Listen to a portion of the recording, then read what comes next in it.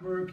This is the River Elbe, and our flood protection gates are located in the inner city of Hamburg. So these are these three dots.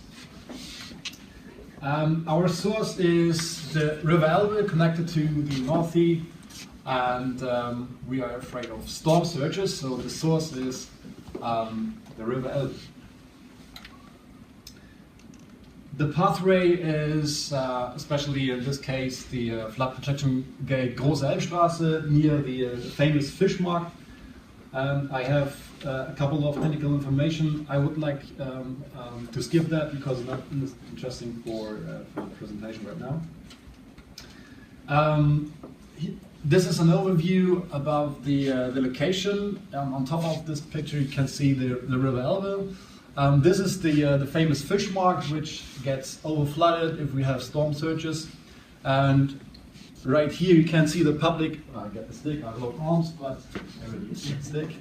Right here you can see the public flood protection line goes through here, and right here is the flood protection gate Große Elbstraße, which is our pilot.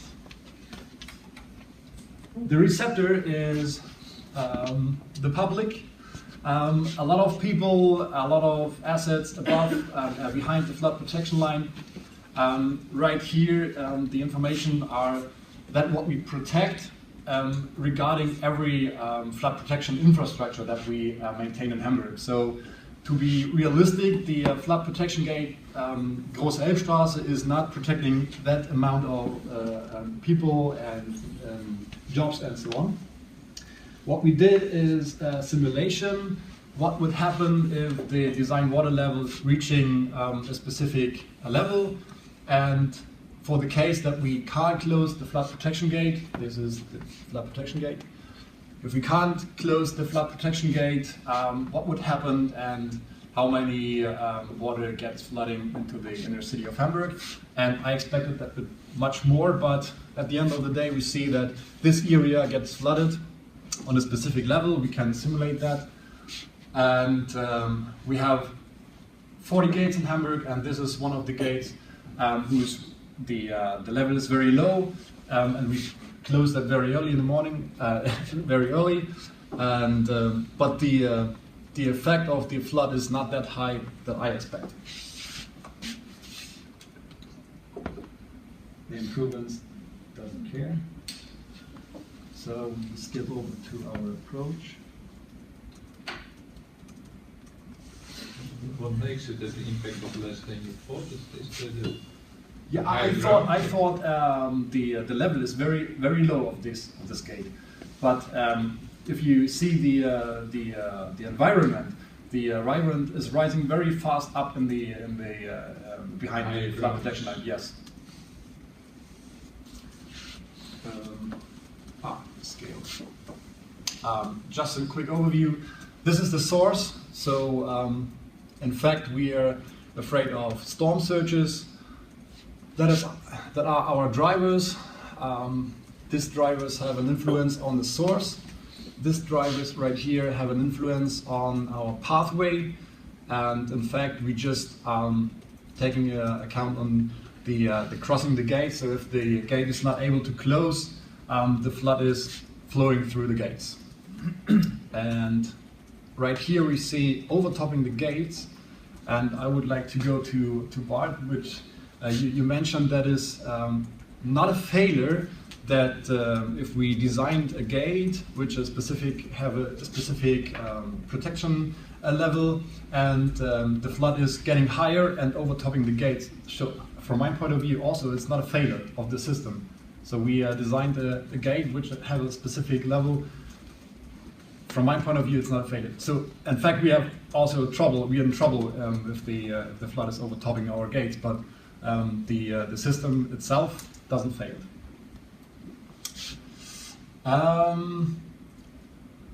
The receptors are pretty equal. So I mentioned that in the presentation before. Jobs, infrastructure, culture, and nature, and so on, But to be realistic, this is what could happen if no gate is closing. So we have to think about it that only one or two gates could be failed, And then we have a partial flooding, not a completely flooding. Quick overview. And to get the link to the performance, we're struggling a bit. How can we rate the performance of a gate? And so the thing is, one of our approach was, if I press 100 times the button, close the gate, and 100 times the gate could be closed, I have a very high performance. And what we do is, we track every single closing activity, and if we find out that we have a problem while we're closing, we track while which was the reason why this gate has a failure, and we're identifying two main reasons, and these are the technical reason, technical failures, and operational failures. A smaller one is an organization failure, so we adapt the organization of closing gates, some of the gates, much earlier than necessary, so to get out the pressure out of the closing process. And but we're identifying two main reasons why a gate could be in a failure mode, and that is a technical failure and an operational failure. So what we did is try to find out how can we improve that. And right now we do the maintenance, which is responsible a lot of the huge responsible for the technical failure. We do the maintenance in a feeling from experience from the last years, and we would like to have a concept where we have a common understanding of our maintenance, how we do the maintenance, not for a specific gate but for all the gates. We would like to maintain all the gates at the same in the same level and the same quality. So we're starting to develop a maintenance concept, and I guess that is the part where we switch over to Philip. Yeah, our latest actions, we are working on a maintenance concept for all the LSPG assets, so not only the gates but also dikes, walls, and storage facilities and stuff like that. Also, we are trying to develop a so-called dike information system, so a platform where all the information about the flood protection assets is stored and can be approached by different sites. And then we did the peer-to-peer actions with the guys from the Netherlands in Rotterdam and Hamburg, but I will come back to that in the afternoon when we talk about the peer-to-peer things. So the maintenance concept, why do we do it? Because maintenance is crucial for the protection of the city, so that the flood protection structures do work properly. Our LSPG is aiming at a high reliability, availability, and safety, and the same level of protection has to be guaranteed in all sites in the city. So there has to be a common understanding of maintenance, because so far all the different institutions kind of do their own stuff, and the responsible people like Michael and Jan at LSPG felt like there's a need for a common concept. Just to give you an idea what will be in this, so it should be like a 20-pager maybe, so not too long, that people might actually read it. Because there is it's not a maintenance concept, but there is a guideline at LSPG which is like 60-80 pages since a couple of years, but nobody looks at it because it's too long. So we try to squeeze this into this maintenance concept, which will deal with the fundamentals of maintenance. So what's the philosophy behind flood protection in Hamburg, guiding principles, then the legal compliance and some definitions of terms, because there's also quite challenging what people understand under the term maintenance and repairs, and which is which, definition of the normal condition. Then what are the targets of maintenance? So preservation of the defined nominal condition, operational safety and accident avoidance, and availability and reliability. and we'll cover all the storm surge protection assets, so the movable ones like the gates and stop locks, fixed assets like dikes and walls, and also the depots and buildings which are involved.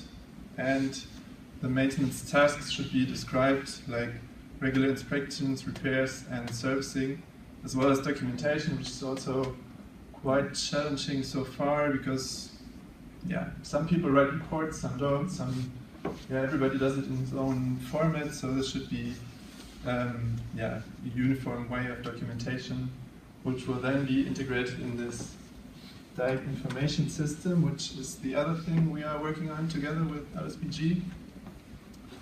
It's supposed to be a centralized management of data and documents, accessible via laptop, tablet, mobile phone, etc., so that everybody at LSBG knows where those things are stored in this database, and the people who do the inspections on site can also just via tablet or phone access this database and integrate their findings right on site and don't have to go back to the office, look for some papers and go back out and stuff like that.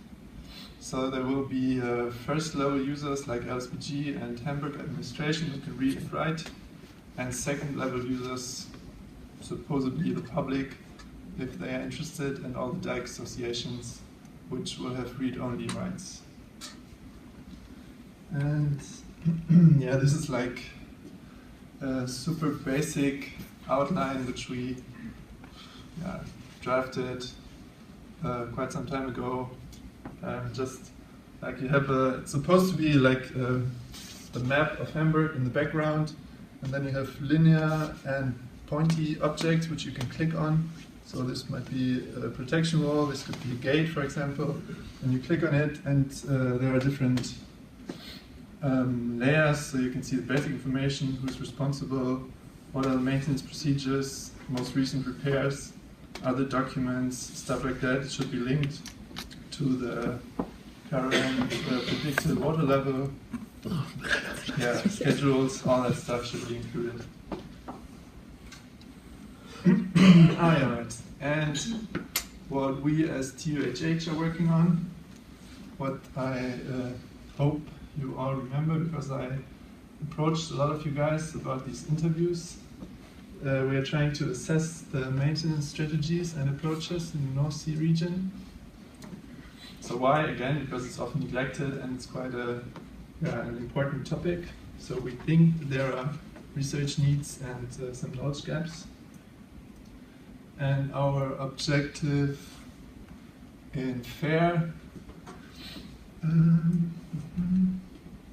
to use the experience gained from maintenance processes to improve the strategy with respect to reduction of costs, optimization of procedures, and legislative aspects, and also improve other aspects of asset management, such as optimizing the design or emergency management, stuff like that. So you've all seen this, I suppose. And maybe objectives beyond FAIR in the end are to develop a catalog of key criteria for the assessment of the condition of assets, and through that get to a more risk-based maintenance approach. So this should be familiar to some of you guys. We drafted this questionnaire and did semi-structured interviews with all the asset owners. Norway is still missing, so I'll do that this week.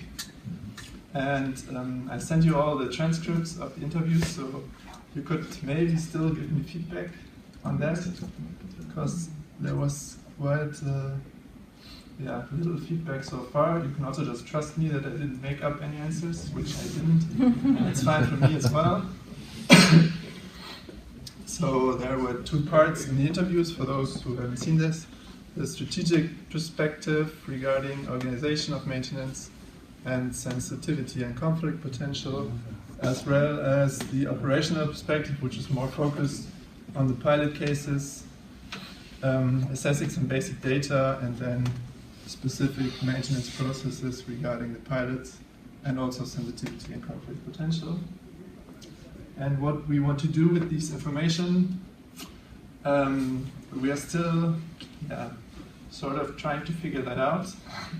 So we want to analyze maintenance processes and strategies, but that's a very big term, so it's not really feasible, or it doesn't really help just to compare sheer numbers, who is spending what amount on maintenance and stuff like that. So we try to figure out which aspects we can drive from these interviews that might help from one asset owner to another. So one example, for instance, is that what I found in the interviews that in Belgium, tourism is like the driver for maintenance, because they want their beaches and walkways and paths to look quite pretty for the tourists. So that's why they do a lot of their maintenance work. While in Hamburg, the tourism and maintenance is more struggling to get on the same page. So this could be something like one of the points we want to draw from that, which would be then this tactical handshake again, that planning and maintenance can also work together. And what I started with right now, just as an example, is to try to understand how the maintenance and construction of assets, what are the responsibilities and who does what in the country. So I started with Denmark and Sweden for now, because those were felt like the most complex to me, and was a little unclear maybe who does what. So I tried to point it out in these graphs, who is actually responsible, who funds the project. And we would start with this. This is Sweden, for example. And from that, when we did this for all the NSR countries, we will go to the analysis further in detail. Yeah, that's it.